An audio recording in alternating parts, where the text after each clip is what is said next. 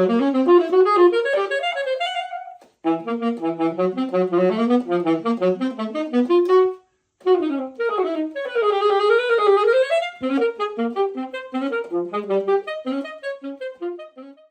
right, Dr. Shults. How's it going? Pretty good. Good to see you again. Yeah, good to see you too. Dr. Shults here was my final professor that I've had during my 7-year streak of school. I was a judge at All West last year. It was really fun. I loved being a judge. Right. There was like 80 saxophones, took all day, and you're a judge like every year. Right? Yeah, I've done All West and also All State in Tennessee, both concert band and the jazz ensembles. Okay, wow, amazing. This month, we're going to be teaching at The University of Missouri, Kansas City Conservatory of Music and Dance. the host of this camp. It was your teacher, one of your teachers, right? Yeah, Zach Sheeman, who really changed my life, my teacher, who I really revere.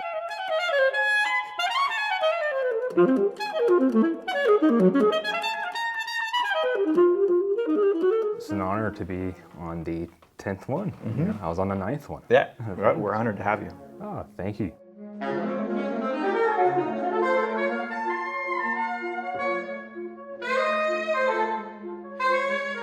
Super fun camp. It's about a week long. It happens from June 22nd through the 27th. Important thing to say is that of the camps like this around the country, it's one of the most cost effective, I think, in terms of bang for your buck, in terms of the exposure you're going to get to great players of all different stripes, and all those experiences. If you compare it to other sort of analogous camps, it's very cost effective. There's only 3 days left to sign up. Final day to sign up is this Sunday. You can find a link in the description below. That link automatically comes with a $75 discount. All right, yeah, so you're very well versed in jazz and classical. How about we start off with concert band, some tips on how to make it if you're auditioning on classical saxophone, and then we can talk about some tips for jazz. Yeah, I think one thing I would advise against for students preparing for all district or all state, a lot of times these etudes or excerpts are disseminated maybe 4, 5, 6 months in advance. Like in Tennessee, I think it usually comes out late summer. I think one of the dangers is that students, and they're trying to be diligent, right? They have the best intent in mind. They start fixating only on those etudes or those repertoire, and that's all they practice, right? Sure. And so they're working on these 2 Fairling or Voxman etudes for 6 months. But I think it's really important that you're spending a lot of time on your general musicianship. So tone building, articulation, intonation, your scales, right? Your rhythm, your sight reading, all these components that lead to the etude itself being a lot easier. So one thing I see a lot is like, the student will come in with their All West etude in August, and I'll say, well, let's get your playing together, right? Let's get your general musicianship together for the next several months, and then we'll work on the etude. That's 6 weeks out, or a month, if depending on the student. And I would liken it to a couple things, right? If you're thinking about a diet, ostensibly you could eat only steaks and burgers and hot dogs and be satiated, right? Yeah. But that's not healthy. And if you were thinking about like sports, right? If you were preparing for a big basketball tournament or whatever, a state title game, you wouldn't just play a bunch of pickup basketball games up and down the court, right? You'd be lifting weights, you'd be stretching, you'd be doing conditioning, you would be working on your shooting form, your defensive stance. You have to kind of break this preparation, I think, into components so that when you dive into the repertoire, you're ready for it, if that makes any sense. Yeah, that's a great analogy. I don't play basketball, but I have Super Smash Brothers analogies. Yeah, exactly. Yeah. That's some great advice. I've always thought, like, if you practice just an etude, you're practicing that etude. But if you practice fundamentals, you're practicing every etude Exactly. in the world at the same time.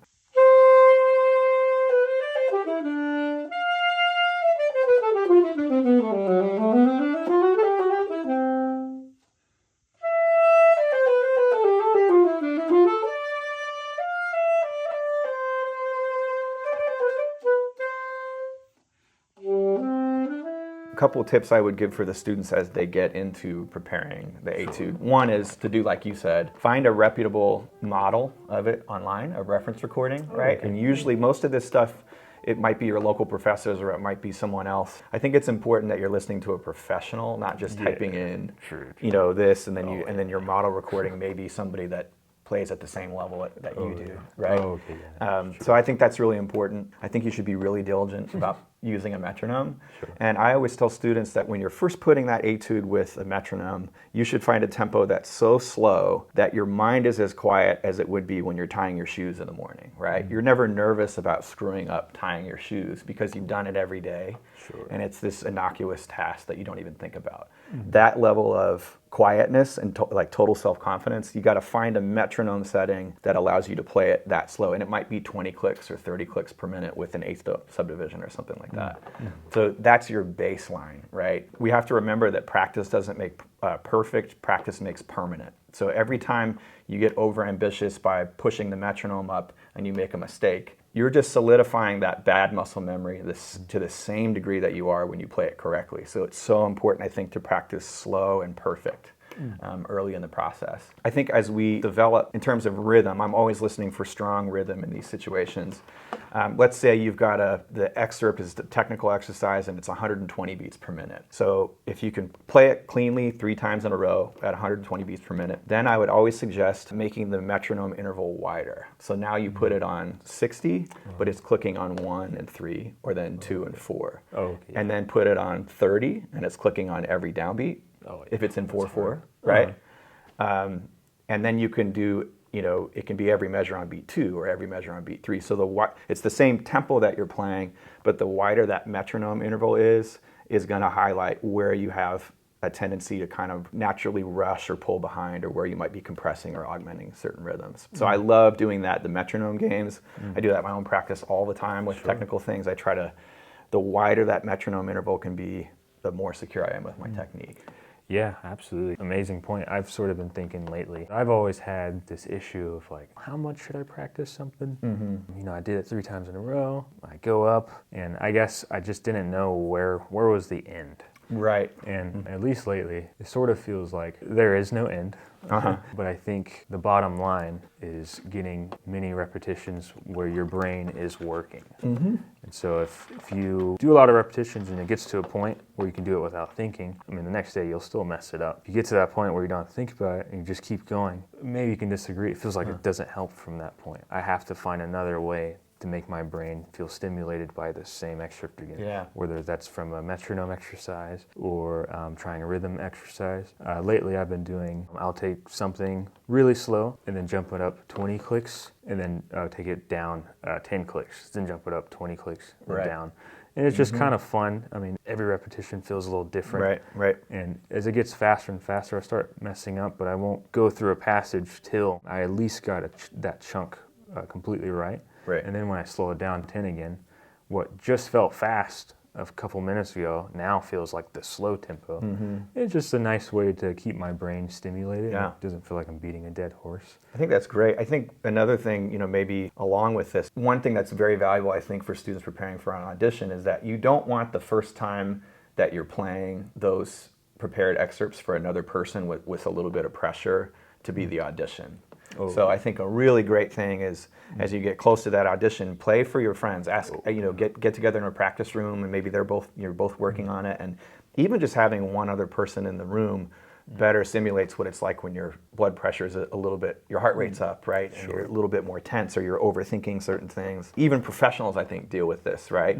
That you want to get as many reps playing in front of other people, even if it's not the same level of stress of the audition. It's still going to prepare you a little bit better for that. So I would always advise for any of my students coming up to an audition, get a bunch of reps the weeks leading up to your big audition, playing for one of your teachers or one of your peers, or even just like holding yourself accountable to say, I'm going to record this snippet and put it on my Instagram account on Wednesday, right? Because even that makes you more self-critical and kind of simulates the stress of performing. Absolutely a game changer. I remember that was something that really helped me with auditions to college or All-State. I kind of made an analogy to like when you take a test, and if your teacher's forgiving enough, he'll let you retake it. But that first time you take it and you see what you got wrong, say you got like an 83, you're like, dang it, if I could just take it one more time, I won't get this wrong again. Right. And then you take it a second time, you get 100. I feel like playing in front of a friend is the same way.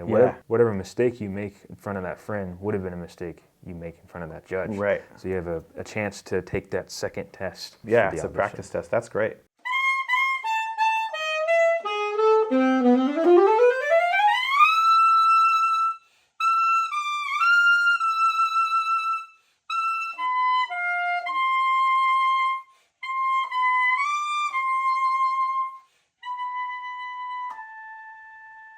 Can I riff on one other thing about that I'm listening for in concert band auditions? So Yeah, sure. I'm a big believer that when we talk about tone, a lot of times we're thinking about the middle of the note, right? The middle of the sound. And that makes sense, but there was a study where people at a conference where somebody had made recordings of several sort of roughly like pitched instruments playing the same note, right? The same pitch in the same octave, but they edited it so that you couldn't hear the beginning of the note and the end of the note.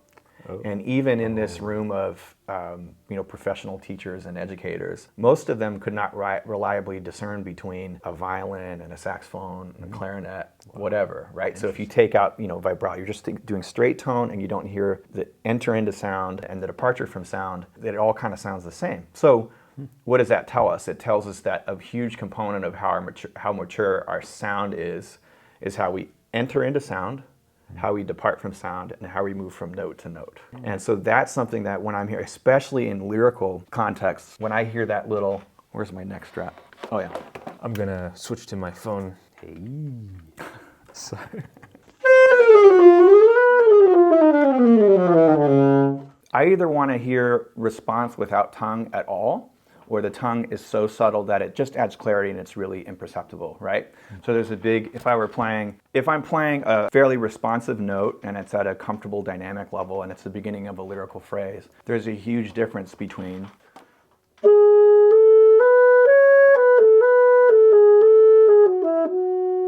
right? That little tongue in the sound, or sometimes it's a little bit more percussive than that even. Right? It's an extreme exaggeration.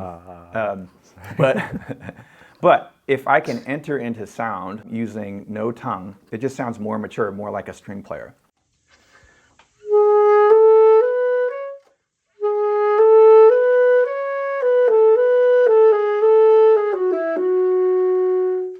Right? So I'm always thinking about that. And then also at the end of a note, can we taper into silence evenly without a bump in the sound? Or so sometimes I'll hear maybe the last note is an F and I'll hear something like that, or a tongue stop. What I want to hear is an even taper. Something like that, right? Sure. And so you can practice that. Going back to this idea of you don't need to just practice the excerpt. You can practice that just on the neck. This is something I'll do with students all the time, is just see if they can play a note that is kind of tapered on both sides, right? So there's no bump on the beginning, there's no tongue, and there's no dip in pitch at the end.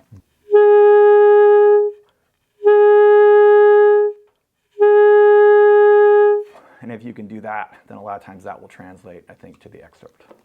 Awesome. So that covers sound. And we covered etudes. And then the last thing usually is sight reading. So what is your tips on an aspiring sight reader? Yeah, I mean, the low-hanging fruit, right, is just to say sight read something every day, which I think is valuable, right? Just do it. Oh, yeah. But I think it ties back into this whole thing about how can you work on a skill not directly working on the skill. And so my favorite resource for sight reading is actually this book called Studies in Time Division by Larry Teal, who is a very important figure in American saxophone pedagogy, taught at Michigan. It's written by a saxophonist, but it's actually equally applicable to like all musicians. And basically it's a series of tapping and speaking exercises that allows you to really subdivide the bar in different ways. If you had your stand in front of you, and I'll just do it on the piano here, like tapping 16ths. And you might speak aloud the note values. 1, 2, and 3. 1, 2, 3, and 4, and 1, et cetera, et cetera. It's just arbitrary. Sure. I love that book because it's something that you can do. You could do it in your room, right? You didn't necessarily even have to get your horn out. But then usually after you tap them, then you play them with a metronome. And so I find that most of the sight reading mistakes that I hear, one is accidentals, right? So always scan for the accidentals, make sure you know the key. And maybe if you have time, think about what fingerings you want to use, for B flat or F sharp or C sharp. Some of the notes are C that might have multiple options. But the large contingent, I think, is just not being able to conceive of where's the beginning of the bar, where's the middle of the bar.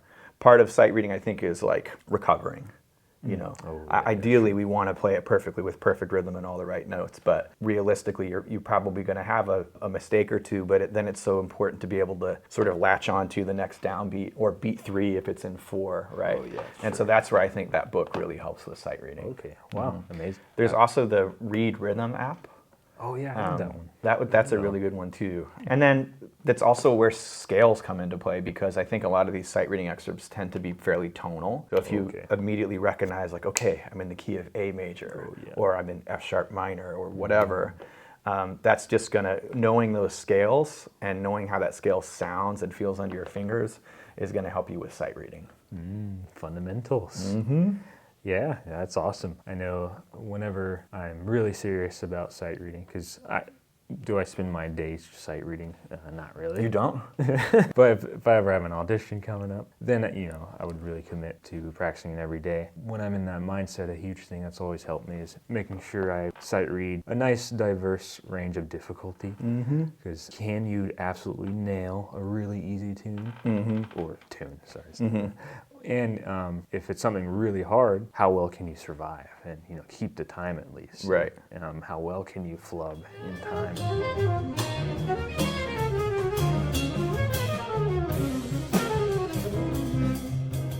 Okay, so I've actually never auditioned for All-State Jazz. So what is your advice? Yeah, well, I think a lot of the same things apply from what we were talking about with concert band. I can always tell, I mean, in both genres, but I think almost especially with the jazz players, I can tell which students have listened to a lot of records.